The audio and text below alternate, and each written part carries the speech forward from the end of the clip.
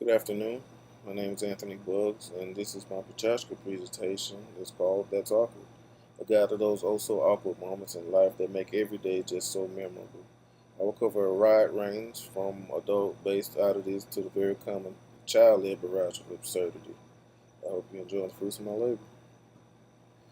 How many times have you had this happen? You're having a conversation with a friend, and your kid with you, and out of nowhere, your child says something that for a second makes time seem like it grinds to a halt. Pretty embarrassing, right? So you sort of had this uneasy smile on your face, hoping no one heard you or heard the remark in general, and someone points out what your child said because they were loud enough for someone across the street to hear. And you're just thinking, oh, well, they're kids, they're just kidding.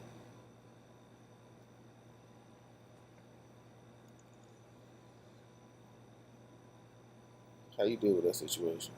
A lot of people just instantly say, oh, they're children, they don't understand. In a lot of instances, they do understand, and very well, I might add, with the trend of rushing to get your kids to understand the world around them. It's very popular to not let kids be kids when they're children. If you correct a child in a certain way, it won't lead to a scene. A scene, I'm sure everyone's familiar with what a scene is. You never chastise a child for being openly honest. Pull them aside and explain to them why certain things are left best unsaid.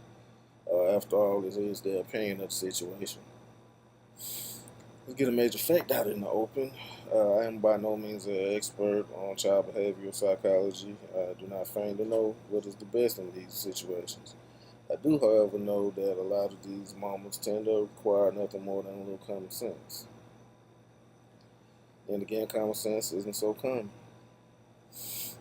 I can never be a child psychologist, so I don't have a lot of patience outside of my own children. An expert told me that children are easy. They not only know what they've been taught, so if you teach them the truth is what you get. But if you teach them a lie, then you never know what you're going to get. So it's probably best to stick with the first. So how exactly do you prevent these moments? The answer is simple. You can't. But you can be prepared for them. A good offense is a great defense. Distract the kids. If you're in a situation where there are no facilities for the children to go play, like a park or doctor office, toy area, keep something on hand, like coloring books or a tablet that they can watch videos on. On a rare occasion, some kids are just immune to it, and it just leads to a wide open area for distraction and awkwardness. Nothing you can do about it.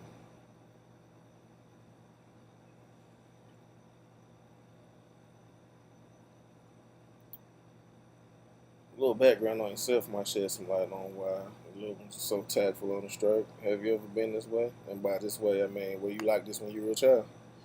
In a lot of cases, some people were. I mean, in most cases, both parents are, or maybe just one of them. Besides, anyway, you can't be grumpy at a miniature version of yourself. You just can't be mad at yourself. Now, to give the kids a break and on to the adults. How many times have we had been the architecture of our own humiliation? If you can think of a single time you embarrassed yourself, think hard. I'm pretty sure you got some skeletons in the closet somewhere, or a family member or a best friend.